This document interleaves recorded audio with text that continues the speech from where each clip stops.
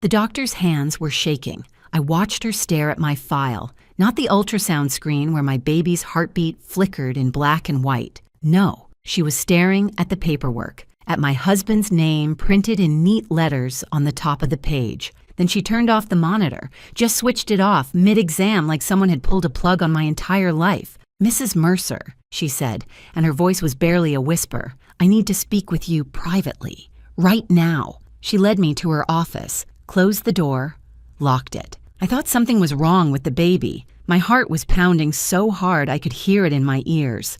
I couldn't breathe. I couldn't think. Then she said words that made my world collapse. "You need to leave your husband today before you go home. Get a divorce lawyer first." I laughed.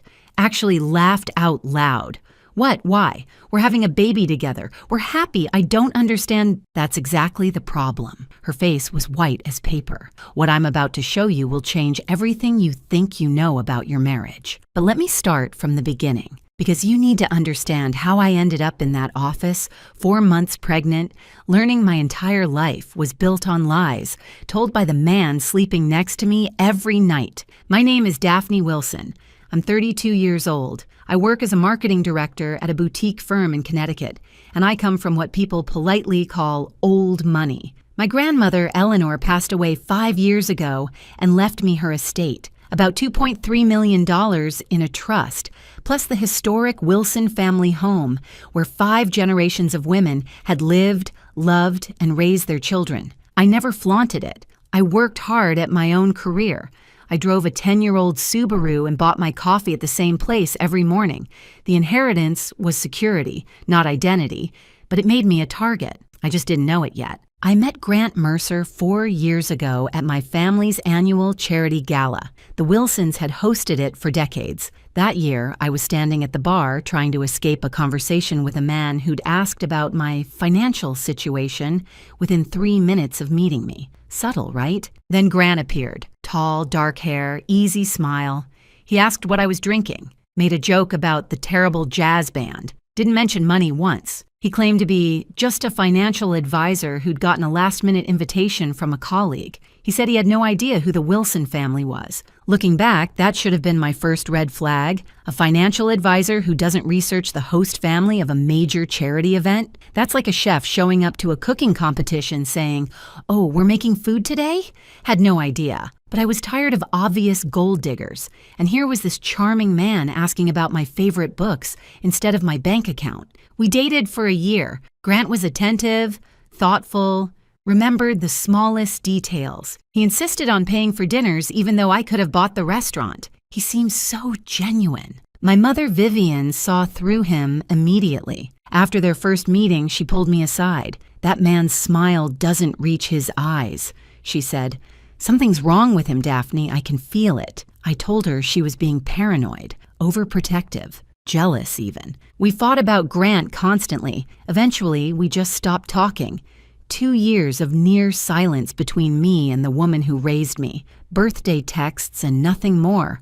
All because I chose to believe my husband over my own mother. Spoiler alert, Mom was right, and she's been waiting patiently to say, "I told you so." At this point, she's absolutely earned it. Grant and I got married after a year of dating. Beautiful ceremony at my grandmother's estate. He cried during his vows, tears streaming down his face as he promised to love and protect me forever. Looking back, those were probably the most honest tears he ever shed. Not from joy, from relief. His long game was finally paying off. After 2 years of trying for a baby naturally, we saw a fertility specialist. The diagnosis hit like a truck.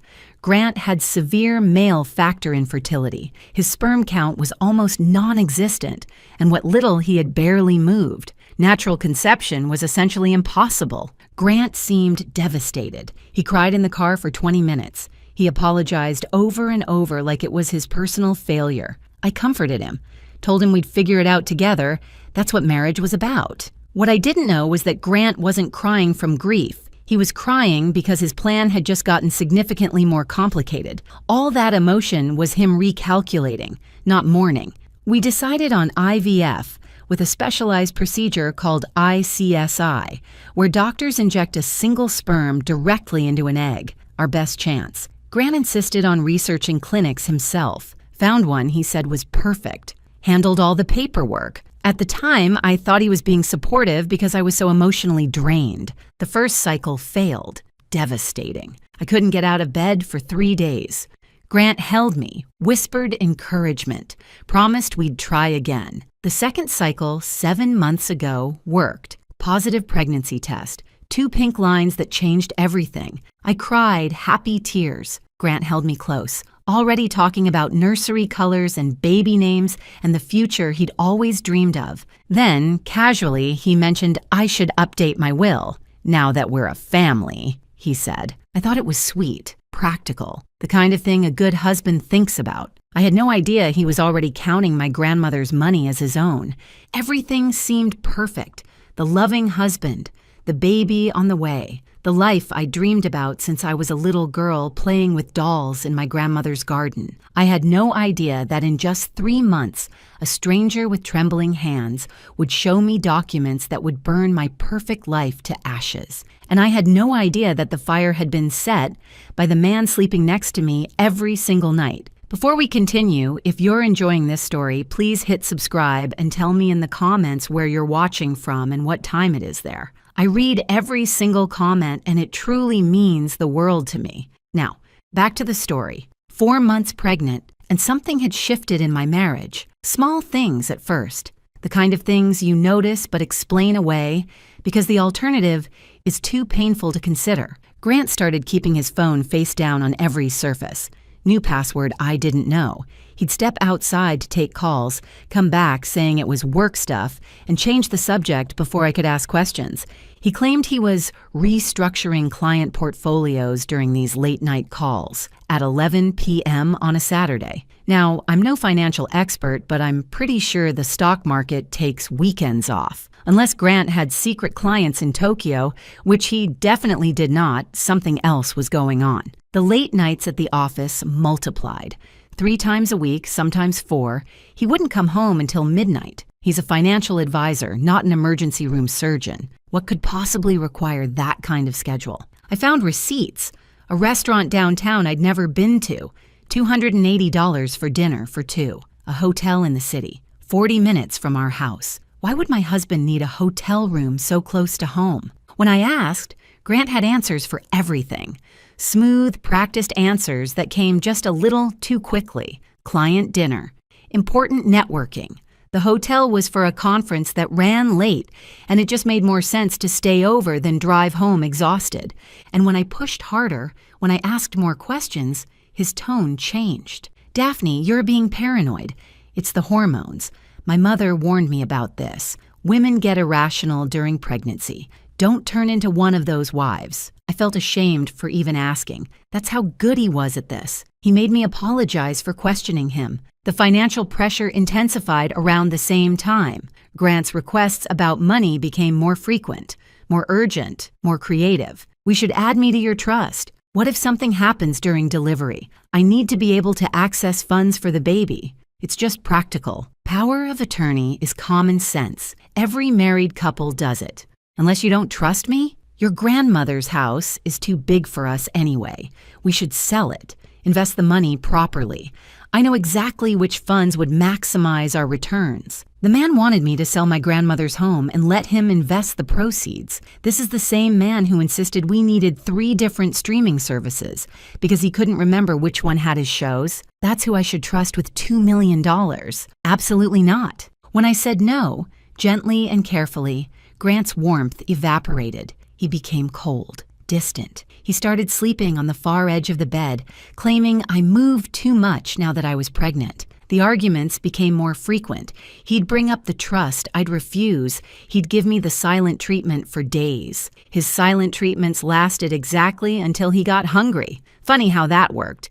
Apparently his principles had a time limit, and that limit was an empty stomach. He barely touched me anymore. Blamed my changing body. Said he didn't want to hurt the baby. It sounded caring on the surface. It felt like rejection in my bones. I tried to talk to him about it.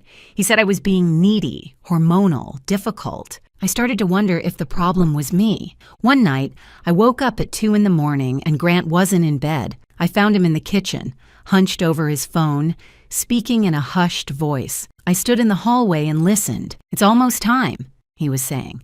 "By spring, everything will be settled. Just need to wait until—" He saw me and hung up immediately. "Work emergency," he said. "Go back to sleep, honey." I didn't ask who has work emergencies at 2 a.m. about things being settled by spring. I was too tired, too pregnant, too desperate to believe my marriage was still okay. My best friend Tara came over for lunch the following week. She sat across from me at the kitchen table and watched me make excuse after excuse for Grant, his stress, his work pressure, his adjustment to becoming a father. Finally, she put down her fork and looked at me with those eyes that had known me since college. "Daff, listen to yourself. When's the last time you talked to your mom?" I didn't answer. "When's the last time Grant was actually happy to see you? Not performing happy, not putting on a show for other people. Really genuinely happy to see you walk through the door?" I couldn't answer that either. "Trust your gut," Tara said. "Something is wrong here." I told her she was being dramatic, but that night I couldn't sleep. I kept thinking about Grant's phone, always face down, his late nights, his sudden obsession with getting access to my money, the way he looked at me sometimes when he thought I wasn't paying attention, like I was a math problem to solve, not a person to love, 4 months pregnant.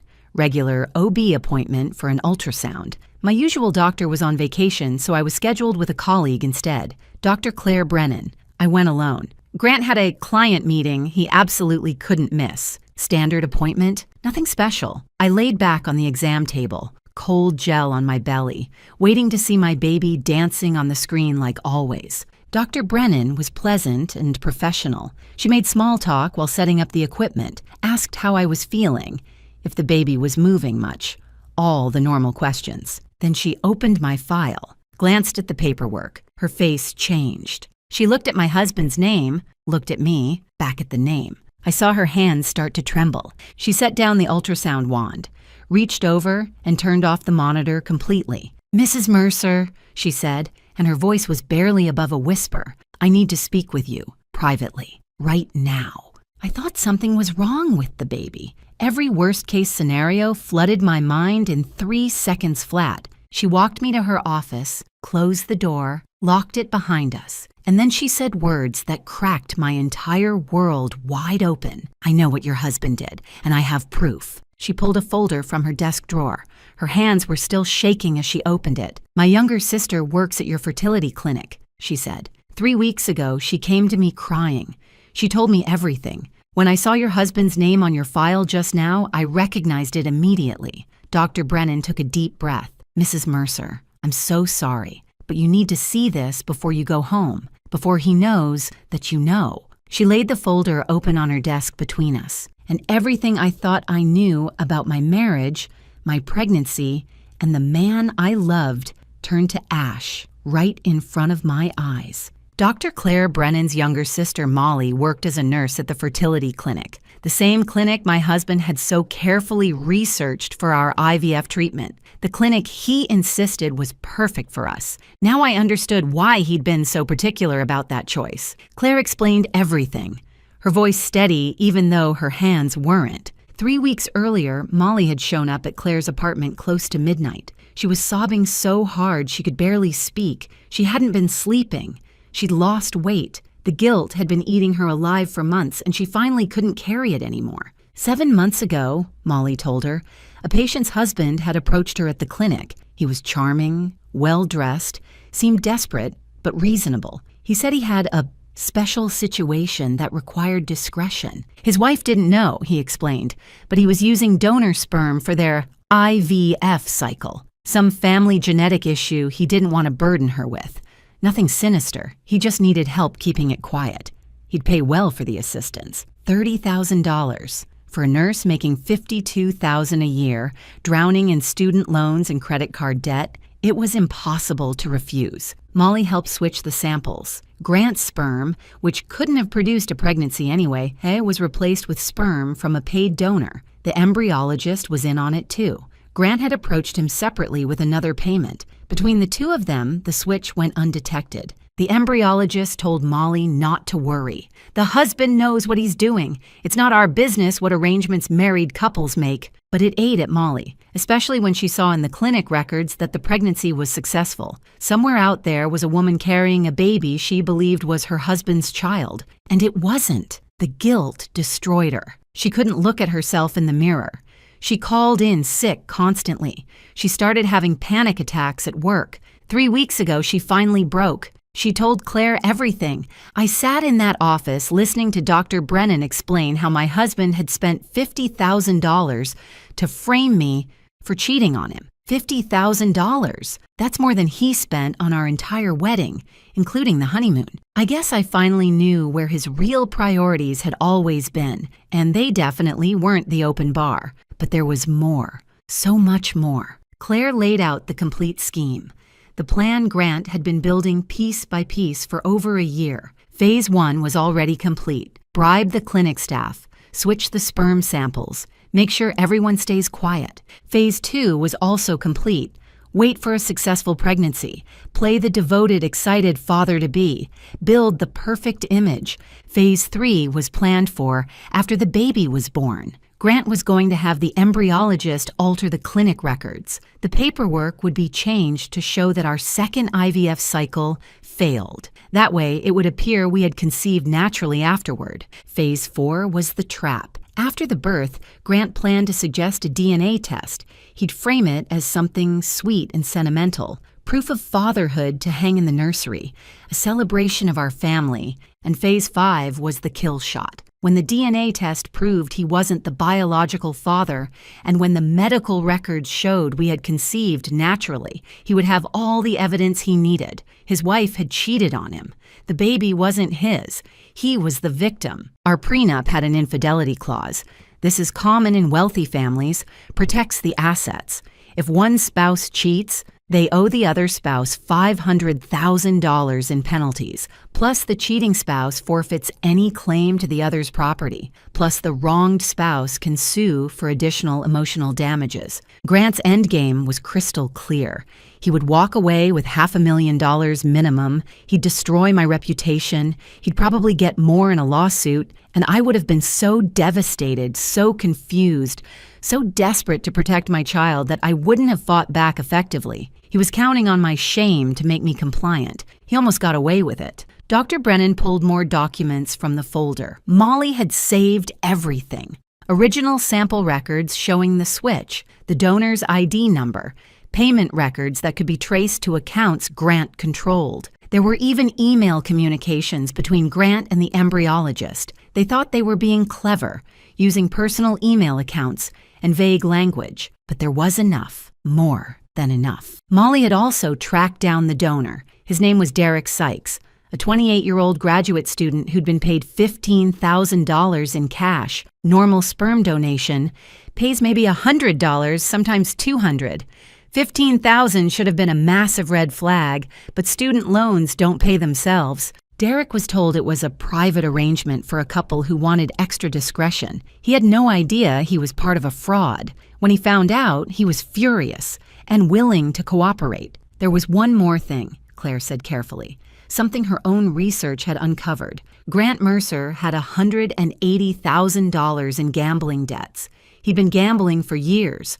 Online poker, sports betting, casino trips he'd told me were business conferences, all while pretending to be a responsible financial advisor with his life perfectly together. And the money for the bribes, the $50,000 he'd paid to corrupt my IVF and frame me for adultery, he'd embezzled it. From his own clients, small amounts over time, carefully hidden in the accounting. His firm had no idea, yet. Grant wasn't just trying to steal my inheritance. He was a drowning man grabbing at anything within reach.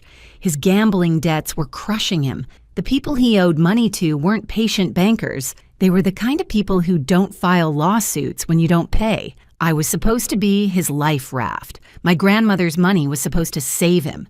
And he was willing to destroy me completely to get it. I sat in that office for a long time. The papers spread out in front of me, the truth burning a hole in my chest. Shock came first, cold, paralyzing shock, then disbelief. I kept reading the documents over and over, looking for some mistake, some misunderstanding that would make everything okay again. Then the pieces started clicking together. The late nights, the secret phone calls, his obsession with accessing my money, his careful, calculated attention when we were dating. He'd researched me before we ever met. The charity gala where we accidentally bumped into each other wasn't an accident at all. He knew exactly who I was and what I was worth before he ever said hello. The way he cried at our wedding, those tears I thought came from joy. They were tears of relief. His long con was finally paying off.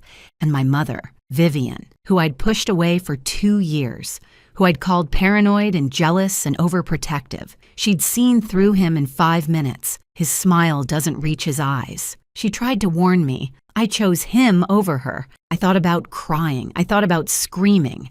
I thought about driving home and confronting him, throwing those papers in his face, watching him scramble to explain. But then something else happened. Something cold settled into my stomach. Something sharp and focused and absolutely calm. He thought I was stupid. He'd built this entire scheme on the assumption that I would crumble, that when his trap sprung, I'd be so devastated by the proof of my infidelity that I'd hand over whatever he wanted just to make it stop. He thought I was weak. He thought I was naive. He thought I was an easy mark. He had no idea who he'd married. I looked at Dr. Brennan. He doesn't know that I know. No, my sister hasn't told anyone else.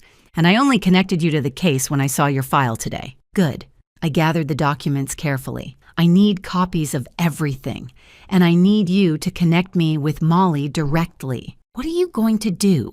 I stood up. My hand rested on my belly, on the baby who was completely innocent in all of this, a child who didn't choose their biology, a child I already loved, regardless of DNA tests or donor IDs, or any of the ugliness swirling around their existence. My husband thinks he's been playing chess, I said. He thinks he's 3 moves ahead.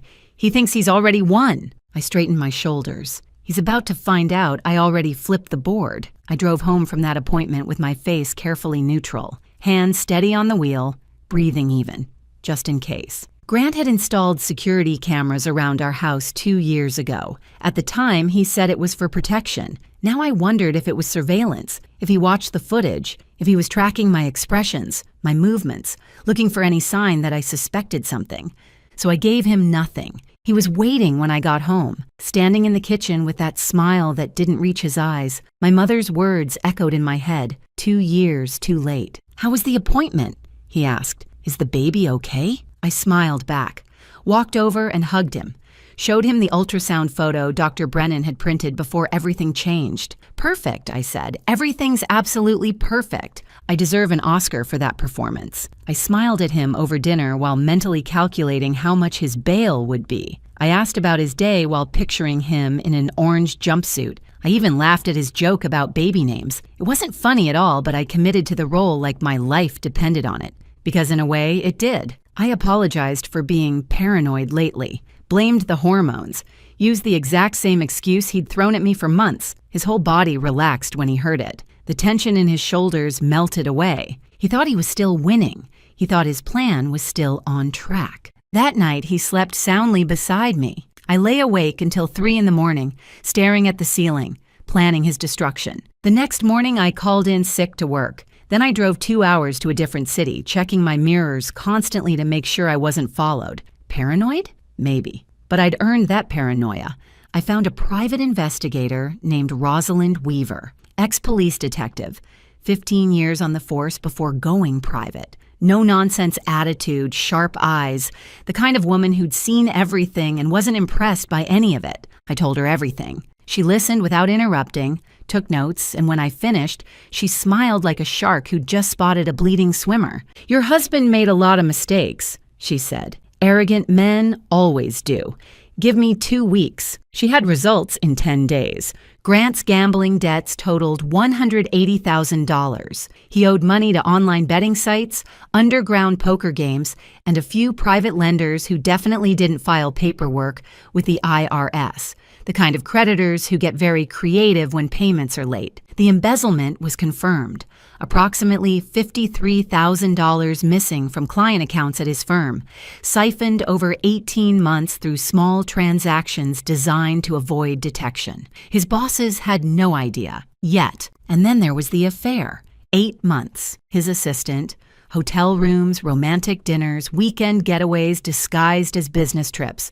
Rosalind had photos, text messages, credit card receipts, the whole pathetic collection. His assistant. Of course it was his assistant. How completely unoriginal. I was almost insulted by the cliché. If you're going to destroy your marriage, at least show some creativity. Having an affair with your assistant is literally chapter 1 of the Cheating Husband Handbook. Not that such a handbook exists, but if it did, Grant would have highlighted that page. Rosalind found something else too. This wasn't Grant's first attempt at landing a wealthy woman. 5 years ago, he'd dated someone in Boston, Caroline Ashford. Family money, trust fund, the whole package. They were together for 8 months before she discovered financial irregularities in a joint account he'd convinced her to open. She ended things immediately, but was too embarrassed to press charges. Rosalind tracked her down. Caroline was more than willing to provide a statement now. She'd always regretted letting him walk away clean. I met with Molly Brennan in secret, a coffee shop an hour from town where nobody would recognize either of us. She looked terrible. Thin, pale, dark circles under her eyes. The guilt had been eating her alive. She started crying the moment she saw me sit down. "I'm so sorry," she kept saying. "I knew it was wrong. The money, and he was so convincing, and I thought maybe he really was just trying to protect you from some genetic issue," and I stopped her. "I need to know one thing. Are you willing to testify? Officially? On the record?" She nodded without hesitation. "I'll tell them everything. I should have gone to the police the day after it happened. I was just so scared of losing my license, my job, everything. But yes, whatever you need, I'll say it under oath." I looked at her for a long moment. This woman had helped my husband try to destroy me. She'd taken $30,000 to participate in fraud. By any measure, she was complicit. But Grant had manipulated her the same way he'd manipulated me. He'd found her weakness and exploited it. He was the architect. She was just a tool. "Don't be scared anymore," I told her. "You're not the villain in this story. He is." The embryologist, once he learned Molly was cooperating and had kept records, developed a sudden and convenient conscience. He gave his own statement to Rosalind. He was terrified of losing his medical license and going to prison. He'd say whatever we needed to put Grant away. The hardest call I made was to my mother. 2 years of near silence. 2 years of choosing Grant over her. I'd defended him when she questioned his motives. I'd stopped inviting her to holidays. I'd called her jealous, paranoid, unable to accept that I was happy. And she'd been right about everything. The phone rang twice before she picked up. "Daphne?" Her voice was cautious, hopeful, like she'd been waiting for this call for 2 years but didn't want to jinx it. "Mom!" My voice cracked on the word. "You were right. About everything. About him. And I'm so sorry. I'm so sorry." There was a pause. I braced myself for the "I told you so" she'd earned, for the anger, the resentment, the hurt I'd caused by choosing a con man over the woman who raised me. Instead, she said, "What do you need, sweetheart?" She didn't gloat. She didn't remind me of every warning I'd ignored. She didn't point out that she'd tried to tell me for years. She just asked how she could help. That broke me more than anything else had. My mother is a retired attorney, specialized in estate law for 30 years before she stepped back. Within 48 hours, she'd connected me with the best divorce lawyer in Connecticut and a criminal prosecutor who specialized in fraud cases. My mom taught me something that day. The people who really love you don't need to be right.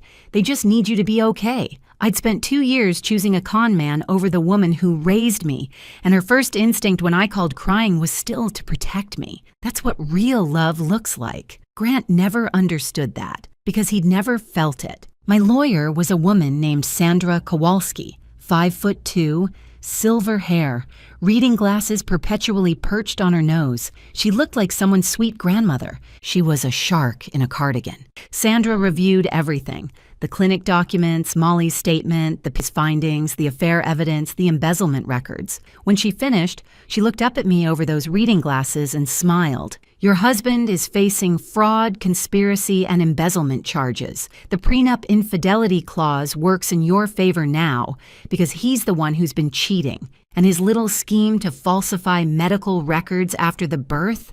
That's a felony he was planning to commit. We have evidence of intent. She coordinated with the prosecutor. Molly gave a formal sworn statement to police.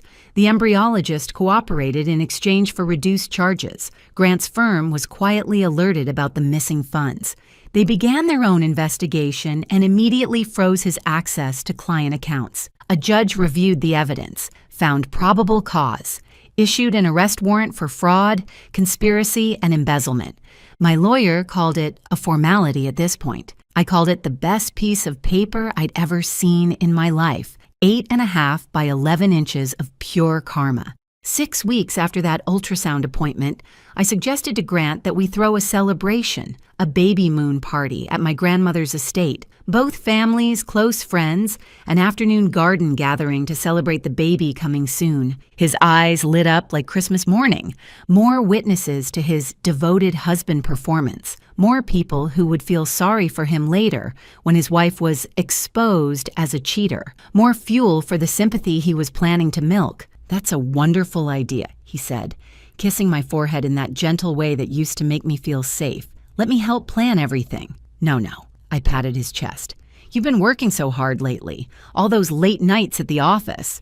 Let me handle the party. You just show up and enjoy it." He had no idea that my version of handling everything included police officers waiting in the guest house, my lawyer stationed near the bar, Derek Sykes ready to testify, every piece of evidence organized in folders, and his own parents about to learn exactly who their son really was. The party was scheduled for Saturday. Grant spent that morning in the bathroom practicing expressions in the mirror, adjusting his tie, rehearsing his excited father smile. I watched him through the crack in the door. This man I'd shared a bed with for 3 years. This man I'd trusted with my future, my family, my heart. He thought he was walking into his crowning achievement. He had no idea he was walking into his own funeral, the Wilson family estate in late spring.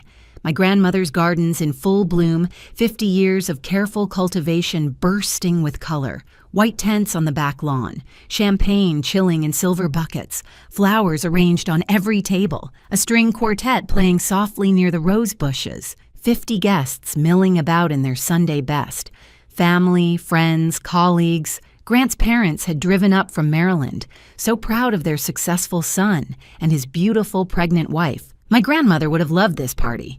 She also would have seen through Grant in about 30 seconds flat. But that's grandmother wisdom for you.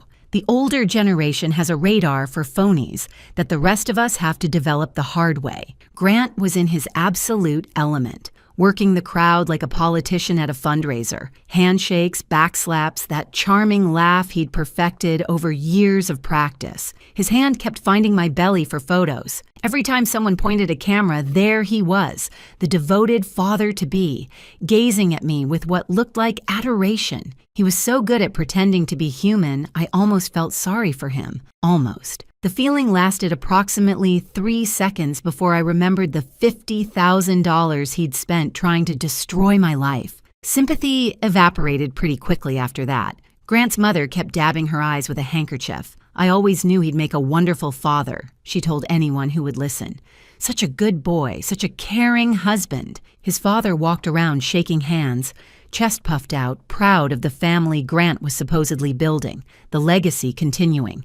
The Mercer name carried forward. My own mother stood near the dessert table, watching Grant with the patient expression of a cat observing a mouse that doesn't know it's trapped. She caught my eye across the lawn and raised her champagne glass slightly. Almost time. Around 3 o'clock, Grant did exactly what I knew he would do. He'd been dropping hints for weeks about wanting to celebrate fatherhood with a DNA test, frame the results in the nursery, proof of their bond. So romantic, so meaningful, so completely staged. At the party, he brought it up again, loudly, making sure plenty of people could hear. "You know what we should do, honey?" He pulled me close, arm around my waist, playing to the crowd. "I've been thinking. Let's get one of those DNA test kits. We can frame the results for the nursery.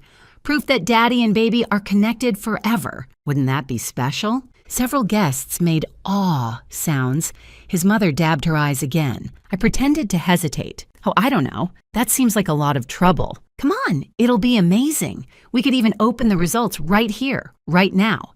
Make it part of the celebration. What do you think, everyone? Encouraging murmurs from the crowd. Someone said, "How sweet." Someone else mentioned they wished their husband was that thoughtful. Well, I looked around, playing the shy wife. If everyone thinks it's a good idea, Grant was practically glowing. This was his moment. The trap he'd spent over a year building was about to snap shut. He could already taste my money, my humiliation, my destruction. He just didn't realize whose neck was in the trap. If this story has you on the edge of your seat, please hit that like button. I love hearing your thoughts in the comments. Now let's get to what you've been waiting for. Instead of pulling out a DNA kit, I walked toward the small platform we'd set up near the fountain, the one meant for toasts and speeches. I picked up the microphone. Grant smiled up at me from the crowd, champagne in hand. He was already rehearsing his shocked, devastated face, practicing the tears he'd cry when the truth came out about his cheating wife. "Thank you all for coming today," I said,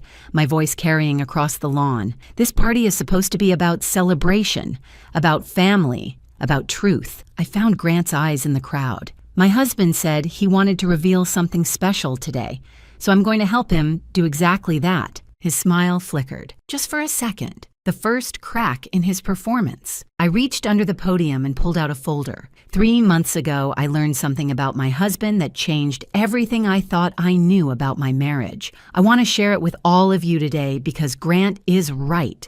This should be about truth. Grant's smile was frozen now. His champagne glass had stopped halfway to his lips. Grant and I struggled with fertility.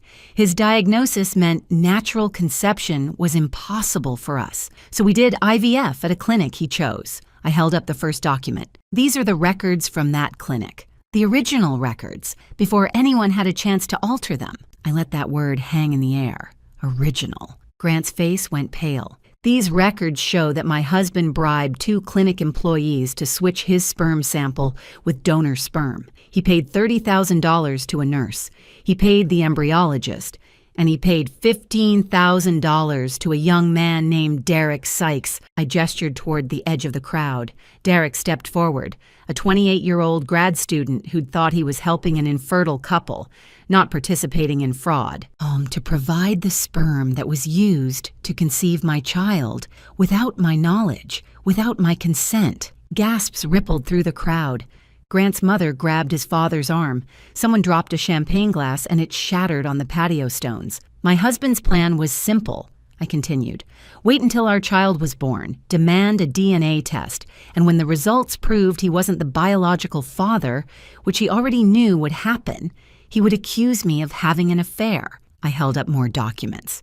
"Our prenup has an infidelity clause. If I had supposedly cheated, I would owe him $500,000. He could sue for additional damages. He could destroy my reputation. He could take everything my grandmother left me and walk away." Grant found his voice. It came out strangled, desperate. "Daphne, honey, this is insane. You're confused. It's the pregnancy, the hormones. You're not thinking clearly." "I'm not finished." My voice was ice. The crowd went silent. In addition to bribing the fertility clinic, my husband embezzled approximately $50,000 from his clients at his firm to fund this scheme. I looked at a man standing near the bar, Grant's boss, who'd been quietly invited. His firm is now aware and investigating. Grant's boss set down his drink.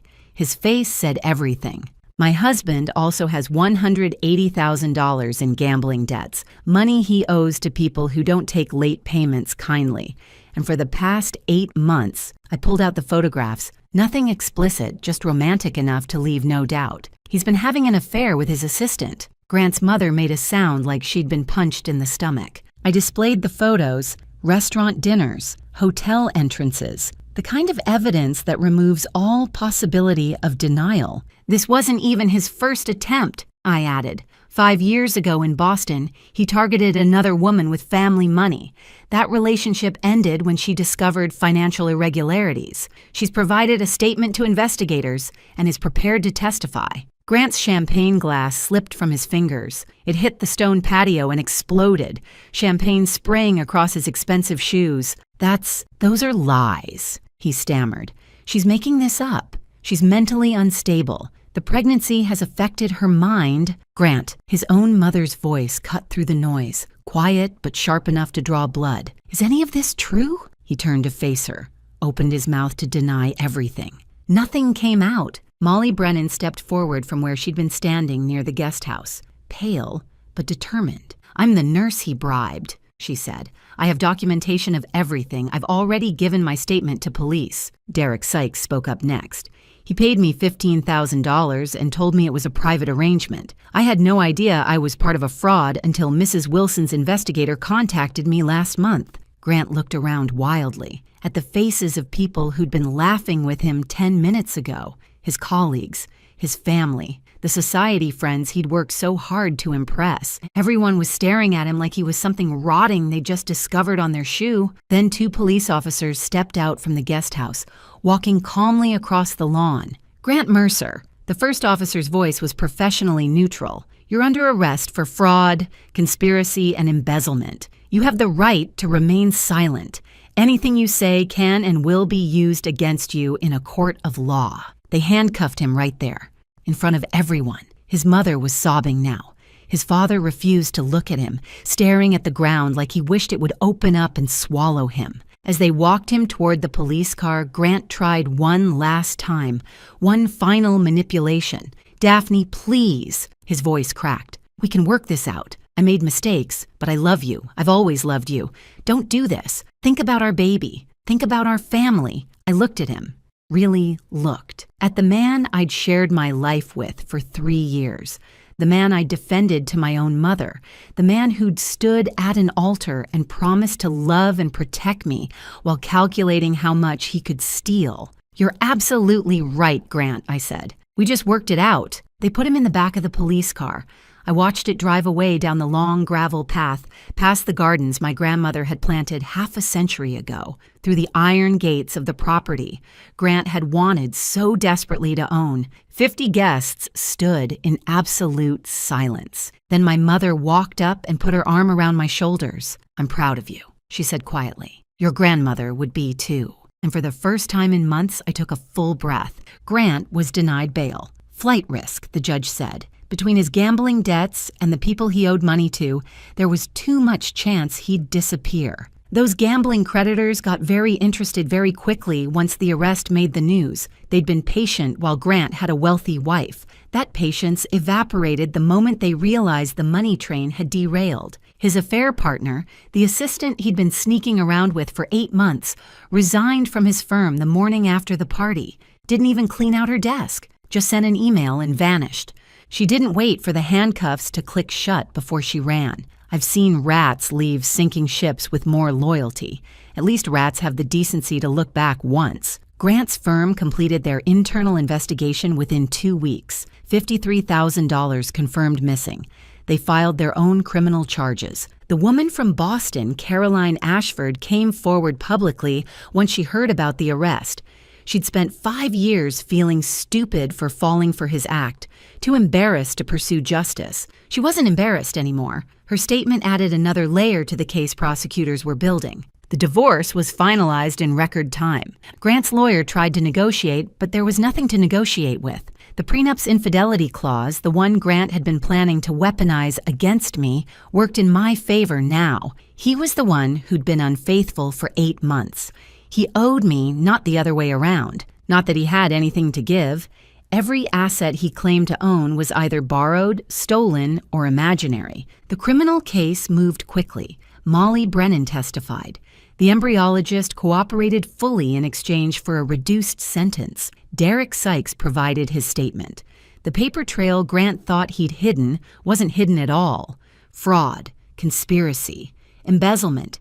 Each charge stuck. Each charge carried years. His parents stopped coming to court after the first week. His father released a statement saying Grant had made choices that no parent can defend. His mother checked into a facility for exhaustion, which is what wealthy people call it when they can't face reality. Grant Mercer, who had walked into my life 4 years ago with such careful charm, would spend the next several years in prison. When he eventually got out, he'd have nothing. No money, no career, no family willing to acknowledge him, no future targets who wouldn't find his criminal record with a simple search of his name. The trap he'd built so patiently and so carefully had snapped shut on his own neck. My baby was born 4 months after the party, healthy, perfect, absolutely innocent in everything that had happened. Some people asked if I was going to contact Derek Sykes, include him somehow. I thought about it. But Derek was a 28-year-old grad student who'd made a dumb decision for money he desperately needed. He wasn't ready to be a father. He didn't want to be, and I didn't need him to be. My child would have me, would have my mother, finally back in my life where she belonged, would have the entire Wilson family, the legacy my grandmother built over decades of love and work. That was more than enough. That was everything. I learned something through all of this. Family isn't about DNA. It's not about blood tests or biology or genetic matches on a chart. Family is about who shows up, who stays, who chooses you every single day, even when it's hard.